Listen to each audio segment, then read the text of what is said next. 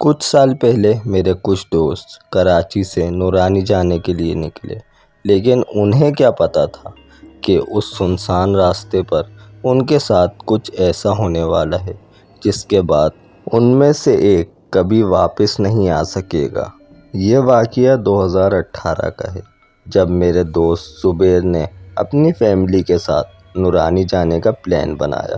میرے دو اور دوست ظفر اور شاہد نے بھی اس کے ساتھ جانے کا فیصلہ کر لیا۔ سب بہت خوش اور ایکسائٹڈ تھے۔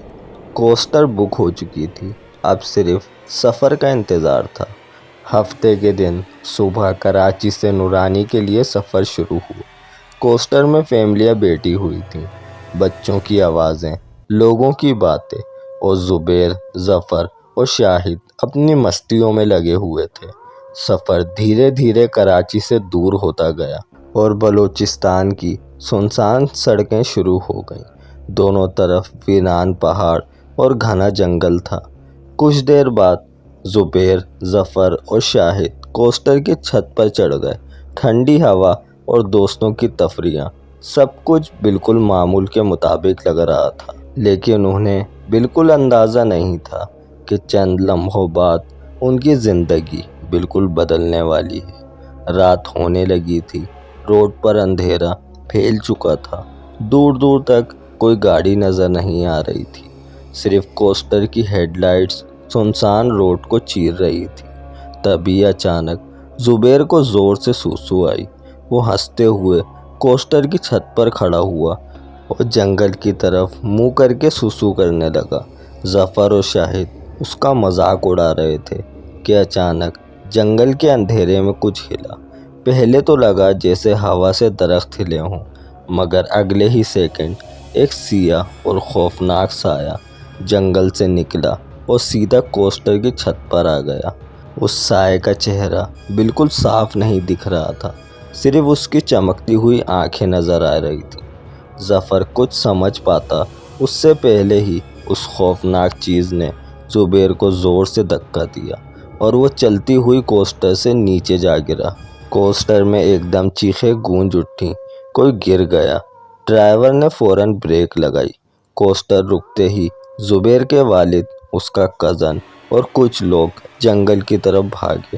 روڈ کے کنارے پتھروں اور جھاڑیوں کے درمیان زبیر خون سے لت پت پڑا تھا۔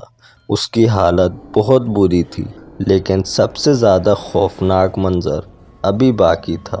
جب لوگوں نے کوسٹر کی چھت پر دیکھا تو ظفر اور شاہد بے ہوش پڑے تھے۔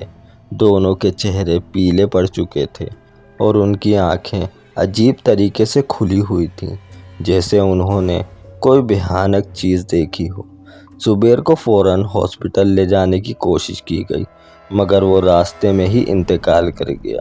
نورانی جانے کے بجائے پوری فیملی خوف میں واپس کراچی لوٹ آئی، لیکن اصلی ہارر ابھی شروع ہوا تھا۔ ظفر اور شاہد کی طبیعت دن بدن خراب ہونے لگی۔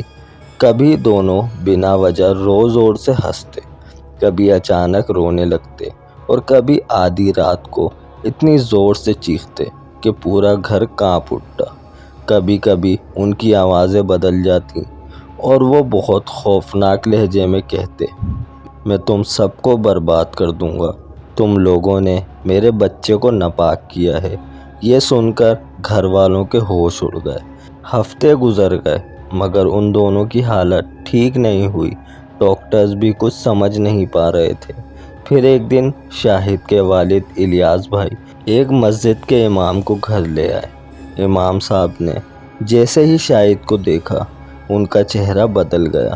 وہ فوراً سمجھ گئے کہ معاملہ کسی بیماری کا نہیں بلکہ کسی جن کا ہے۔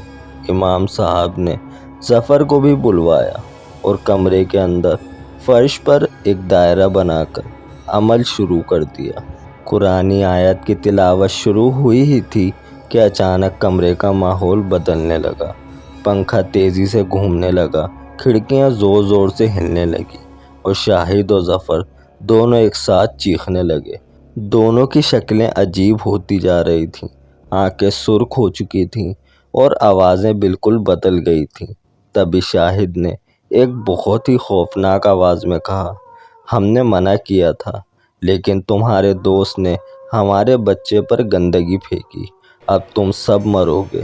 یہ سنتے ہی کمرے کی لائٹس بند ہو گئیں۔ اندھیرے میں صرف چیخیں، قرآنی آیات کی آواز اور اس عجیب چیز کے ہنسنے کی آواز گونج رہی تھی۔ اچانک کمرے کے ایک کونے سے کسی بچے کے رونے کی آواز آنے لگی۔ سب کی نظریں اس طرف گئیں مگر وہاں کوئی نہیں تھا۔ امام صاحب زور زور سے آیتیں پڑھنے لگے، لیکن جتنی دیر تلاوت ہوتی شاہد و ظفر اتنی ہی خوفناک چیخیں مارتے۔ تبھی ظفر نے اپنا سر اٹھا کر ایک عجیب مسکراہٹ کے ساتھ کہا، بہت دیر ہو چکی ہے، اب یہ دونوں ہمارے ہیں۔ یہ سن کر کمرے میں موجود سب لوگ ڈر سے کانپ اٹھے۔ اچانک شاہد نے اتنی زور سے چیخ ماری کہ کمرے کی کھڑکی کا شیشہ ٹوٹ گیا اور اسی وقت کمرے کی لائٹ واپس آ گئی۔ لائٹ آتے ہی سب نے دیکھا کہ شاہد اور ظفر دونوں بالکل چپ تھے۔ دونوں زمین پر سیدھا بیٹھے ہوئے تھے اور ان کے چہروں پر عجیب سی مسکراہٹ تھی۔ امام صاحب نے گہری سانس لی اور کہا، ابھی یہ چیز گئی نہیں، یہ صرف چپ ہوئی ہے۔ اس رات کے بعد کچھ دن تک سب نارمل رہا۔ شاہد و ظفر پہلے کی طرح بات کرنے لگے۔ گھر والوں کو لگا کہ شاید سب ٹھیک ہو گیا ہے، لیکن پھر ایک رات کچھ ایسا ہوا جس نے سب کچھ بدل دیا۔ رات کے 3 بجے ظفر کی امی کی آنکھ کھلی تو انہوں نے دیکھا کہ ظفر کمرے میں نہیں تھا۔ پورا گھر پریشان ہو گیا، ہر جگہ ڈھونڈا گیا مگر ظفر کہیں نہیں تھا۔ صبح پولیس کو کال کی گئی، لیکن اسی دن دوپہر کو نورانی جانے والے اس سنسان روڈ کے قریب پولیس کو ایک لاش ملی۔ وہ ظفر تھا۔ اس کا چہرہ خوف سے جم چکا تھا، آنکھیں پوری کھلی ہوئی تھیں اور اس کے گلے پر عجیب سے نشان بنے ہوئے تھے۔ سب لوگ سمجھ گئے کہ وہ چیز ابھی بھی ان کے پیچھے ہے۔ ظفر کی موت کے بعد شاہد بالکل خاموش رہنے لگا۔ وہ کسی سے بات نہیں کرتا تھا، بس اکثر رات کو چھت پر کھڑا آسمان کی طرف دیکھتا رہتا تھا۔ پھر ایک رات شاہد بھی اچانک غائب ہو گیا۔ اس کے کمرے کی دیوار پر خون سے صرف ایک جملہ لکھا ہوا تھا، اب اگلا نمبر تمہارا ہے۔